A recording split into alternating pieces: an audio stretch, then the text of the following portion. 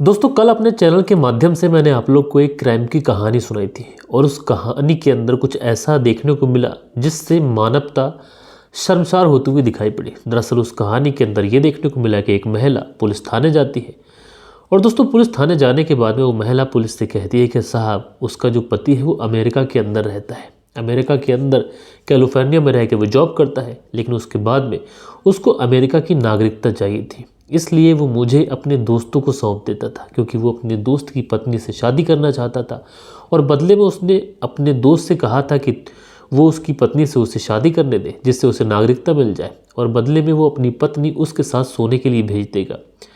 यकीनन दोस्तों जब मैंने आप लोगों के सामने इस कहानी को सुनाया था तो बहुत सारे लोग बोल रहे थे कि लोग नागरिकता लेने के लिए कितने कितने गिर जाते हैं। दोस्तों वो जो व्यक्ति था वो तो नागरिकता लेने के लिए गिर रहा था, लेकिन कुछ कहानियां ऐसी भी हैं। केरल की एक कहानी मैंने आप लोगों को सुनाई थी, वहाँ पर पत्नी को शौक के लिए दूसरे मर्दों को सौंप देता था वो पति और उसके बाद में मज़े से बैठकर देखता था। यकीनन दोस्तों कुछ इस तरीके की कहानी, कुछ इस तरीके के क्राइम हमारे समाज में होते हैं जिसको सुनाने में और जब उसको सुना जाता है तो सुनने से यकीन ही नहीं होता। तो दोस्तों आज की जो घटना मैं आप लोग को सुनाऊंगा ये घटना इस तरीके की घटना है, अगर आप लोग इस घटना को पूरा सुनेंगे तो हो सकता है कि आप लोग का मन व्याकुल हो जाए, क्योंकि इस घटना के अंदर एक पिता जो होता है बच्चों के लिए एक तरीके से उनका सुपर हीरो होता है, उनका आइडल होता है, और एक बेटा अगर सबसे ज़्यादा मोहब्बत करता है तो अपने पिता से ही करता है, और एक पिता अपने बच्चों के लिए सारी ज़िंदगी अपनी जो है मेहनत मजदूरी कर लेता है, कुछ भी कर सकता है। लेकिन यहाँ पर एक पिता ने जो किया, यकीन दोस्तों उसको आप लोग सुनेंगे तो वाकई आप लोग हैरान हो सकते हैं, परेशान हो सकते हैं।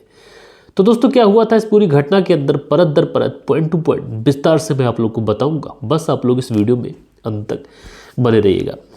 तो दोस्तों रात के 10 बज चुके हैं, मैं हूं आप सभी का अपना शावेज मलिक और हाजिर हूं आप लोग के सामने फिर से एक क्राइम की कहानी को लेके, एक क्राइम की घटना को लेके। और दोस्तों आज की जो घटना मैं आप लोग को सुनाने जा रहा हूँ ये घटना है मेरठ की। और दोस्तों इसी मेरठ के अंदर एक परिवार रहता है।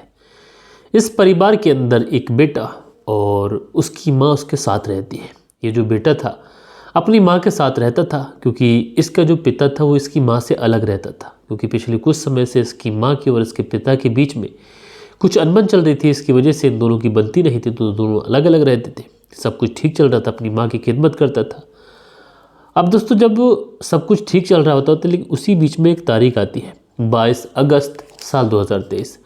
और दोस्तों 22 अगस्त साल 2023 का जो दिन था, इस दिन जो व्यक्ति है, जिस व्यक्ति का नाम सचिन जो है वो अचानक से अपनी माँ से घर से कुछ कह के निकलता है कि वो अभी आने वाला है, बस थोड़ा से काम से जा रहा है, अभी लौट के आ जाएगा। उसके बाद माँ कहती है ठीक है। उसके बाद में ये जो बेटा सचिन होता है ये अपने घर से चला जाता है, लेकिन फिर शाम तक घर लौट कर नहीं आता है। अब दोस्तों जब ये शाम तक घर लौटता नहीं है तो माँ थोड़ी सी परेशान होती है। माँ का जो नाम है ये मुनेश है। अच्छा, माँ मुनेश अब थोड़ी परेशान होती है, चूँकि सोचती है हो सकता है किसी दोस्त के घर चला गया हो। कई बार ऐसा होता था कि वो किसी दोस्त के घर ही सो जाता था, ऐसा होता था। अब दोस्तों दूसरा दिन भी गुजर जाता है। जब दूसरा दिन गुजरता है तो माँ को चिंता होती है। अब जब माँ को चिंता होती है तो ये अपने बेटे को हर जगह ढूंढने की कोशिश करती है। अब जब हर जगह ढूंढ लेती है, हर दोस्त के घर ढूंढ लेती है, तो उसके बाद में कहीं रिश्तेदारी या फिर कहीं निकल गए हो, ऐसी जगहों पर ढूंढने की कोशिश करती है। लेकिन दोस्तों कहीं पर भी जो बेटा सचिन था उसका कोई भी पता नहीं चलता है। अब दोस्तों जब सचिन का कोई भी पता नहीं चलता है तो ये जो माँ है दौड़ी दौड़ी भागी भागी पुलिस थाने पहुँचती है। और पुलिस थाने पहुँचने के बाद में पुलिस से कहती है कि साहब उसका जो बेटा है सचिन, वो कल यानी कि 22 अगस्त साल 2023 का जो दिन था, यानी 22 अगस्त को ये घर से निकला है और अभी तक लौट कर नहीं आया। अब जैसे ही पुलिस इस तरीके की बात सुनती है, पुलिस थोड़ा सा चिंतित भी होती है। उससे पूछती है कि हो सकता है, पुलिस उससे कहती है महिला से कि हो सकता है कहीं गया हो। तो वो जो महिला है वो कहती है मैंने हर जगह अपने बेटे को ढूंढ लिया, लेकिन उसके बावजूद भी उसका जो बेटा है उसका कहीं पर भी कोई पता नहीं है।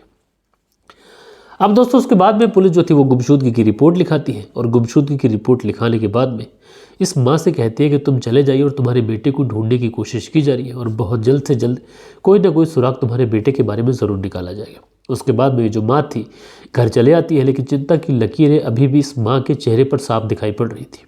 उसके बाद में पुलिस जो थी वो इस बेटे को ढूंढने की कोशिश करती है और जब बेटे को ढूंढने की कोशिश करती है तो इस माँ से भी एक बार पूछा जाता है कि तुम्हारे बेटे की किसी से कोई दुश्मनी या फिर हाल फिलहाल में किसी से कोई झगड़ा रहा हो या फिर पैसों का कोई लेन देन हो किसी के साथ में। तो ये जो माँ थी ये कहती है कि मुझे अपने पति के ऊपर शक है और उसका जो पति है, इस पति का नाम संजीव है।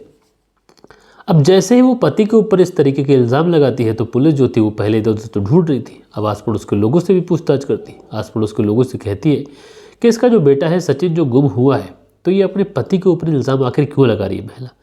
उसके बाद में लोगों से कुछ अजीब तरीके की बातें पुलिस को पता चलती हैं। दरअसल दोस्तों पुलिस को पता चलता है कि जो व्यक्ति गुम हुआ है जिसका नाम सचिन है, उसका जो पिता है जिसका नाम संजीव है और इसकी पत्नी है जिसका नाम मुनेश है।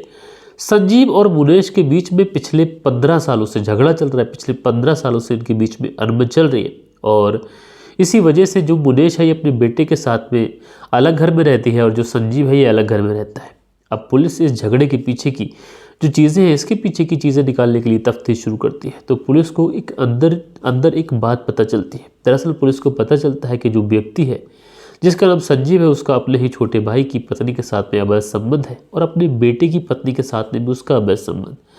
जब इस तरीके की चीज़ें पुलिस को पता चलती हैं तो पुलिस का कहीं ना कहीं माथा ठनकता है। पुलिस को लगता है कि शायद इस सचिन जो गायब हुआ है उसके पीछे अगर किसी का हाथ है तो हो सकता है उसके पिता संजीव का हाथ हो।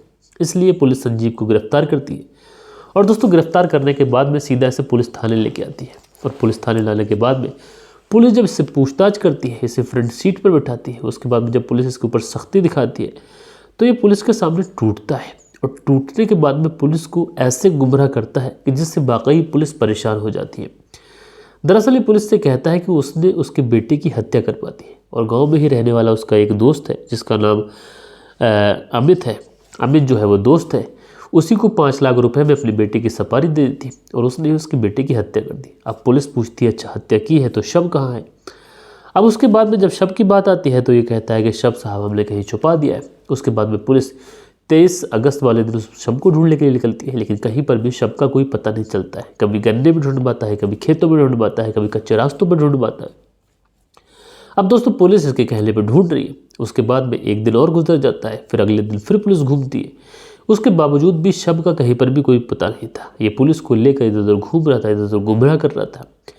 अब दोस्तों उसके बाद में जब पुलिस इसके ऊपर थोड़ी सी और सख्ती दिखाती है तो ये पुलिस के सामने फिर से टूटता है और उसके बाद में पुलिस को बताता है कि साहब जो बपरासी है उसके पास में ही एक नदी घूमती है जिसका नाम है हिंडन नदी। उसी हिंडन नदी के अंदर उसने अपने बेटे का शव छुपा रखा है।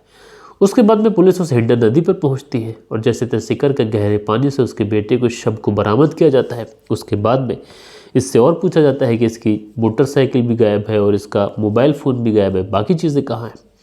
तो उसके बाद में ये कहता है कि पंचाली के जंगल में जो आगे चल के जो एक तरीके से जंगल का जो पटेरा है उस पटेरे के आसपास इसने मोबाइल फ़ोन को दफना दिया है और इसी नदी को आगे चलकर एक मोटरसाइकिल एक किनारे पर फेंक दी है। उसकी जो नंबर प्लेट है वो पास ही के एक जंगल में ईंट से कुचलकर दफना दी है।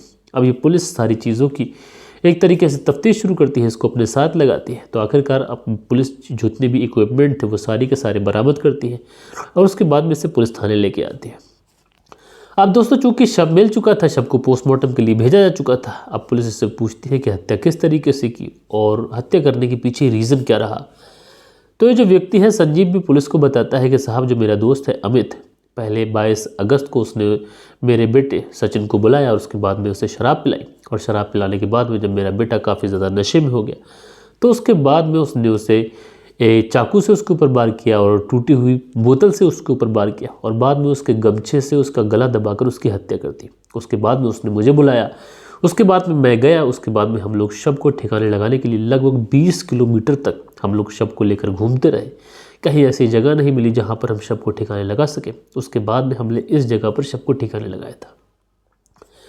पुलिस पूछती है कि ठीक है हत्या करने की जो तरकीब थी वो तो तुमने बताई, लेकिन हत्या करने के पीछे जो रीज़न था वो क्या था। तो उसके बाद में पुलिस को पता चलता है दरअसल ये जो व्यक्ति है संजीव, ये अलग किस्म का आदमी है, न रिश्ते देखता है न रातें देखता है और इसका इसके छोटे भाई की पत्नी के साथ में भी शारीरिक संबंध थे।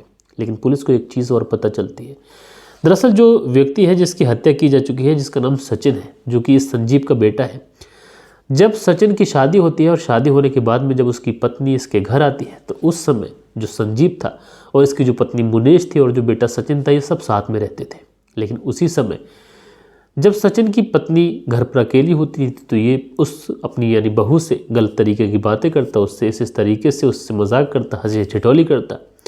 अच्छा वो जो महिला थी यानी जो सचिन की पत्नी थी वो भी कुछ इस मिजाज की महिला थी। इन दोनों के बीच में यानी ससुर और बहू के बीच में अवैध संबंध बनते हैं और उसके बाद आए दिन ये लोग शारीरिक संबंध बनाने लगते हैं। अब दोस्तों जब इन दोनों के बीच में लगातार शारीरिक संबंध बनते रहते हैं तो कहते हैं कि इश्क और मुश्क ये चीज़ें ऐसी होती हैं, इसको कितना ही छुपाया जाए, चाहे भले ही कितना ही चालाकी से किया जाए, लेकिन उसके बावजूद भी ये चीज़ें खुलती हैं और पुलिस के सामने सारा का सारा राज निकल कर बाहर आ जाता है। अब दोस्तों इस बारे में सचिन को भी पता चलता है कि उसके जो पिता है उसके ही अवैध संबंध उसकी ही पत्नी के साथ में। उसके बाद में जो सचिन होता है ये एक भी नहीं सुनता और अपनी पत्नी की तलाक दे देता है। और दोस्तों जब तलाक देता है तो उस समय इसकी शादी को मात्र 6 महीने ही गुजरे थे। यानी आप लोग अंदाज़ा लगाइए कि जो महिला थी जो सचिन की पत्नी बनकर आई थी वो किस तरीके की महिला थी। शादी के मात्र 6 महीने के अंदर ही उसने अपने ससुर के साथ में अवैध संबंध स्थापित कर लिए। बहरहाल दोस्तों इस तरीके से इस पिता ने अवैध संबंधों की आग में जलते हुए अपने बेटे की अपने दोस्त से हत्या करा दी और उसके बाद में उसके शव को कुछ इस तरीके से ठिकाने लगाया कि जिससे पुलिस को कानो कान खबर न चले। लेकिन दोस्तों कहते हैं ना कि क्राइम किसी तरीके से किया जाए। कुछ केसेस तो ऐसे होते हैं कि जिसमें खुलासा मात्र 24 घंटे के अंदर हो जाता है, लेकिन दोस्तों कुछ केसेस तो ऐसे भी हैं जो खुलासा होने में लगभग 20-20, 30-30 साल गुजर गए, लेकिन खुलासा ज़रूर हुआ है। इसलिए इंसान से कहा जाता है कि क्राइम होता है और इंसान को हमेशा क्राइम से बचना चाहिए। तो दोस्तों आप लोग इस पूरी घटना के बारे में क्या कहना चाहते हैं कमेंट्स करके ज़रूर से ज़रूर बताइएगा। और कल के दिन आप लोग के जो भी कमेंट्स आए हैं अब वक्त होता है कि आप लोग के कमेंट्स पढ़े जाएं। सो दोस्तों हमारे वीडियोस पे जो कल के दिन कमेंट्स आए इसमें अनिल सालोंके जी हैं, लिखते हैं नाइस प्रेजेंटेशन शावेद जी, टेक केयर, कहानी एक तरफी लग रही है, 498A का केस है, हमें उसमें पूरी जानकारी नहीं है, क्या हुआ क्या नहीं पता नहीं, किसी पर भरोसा करना ठीक नहीं है।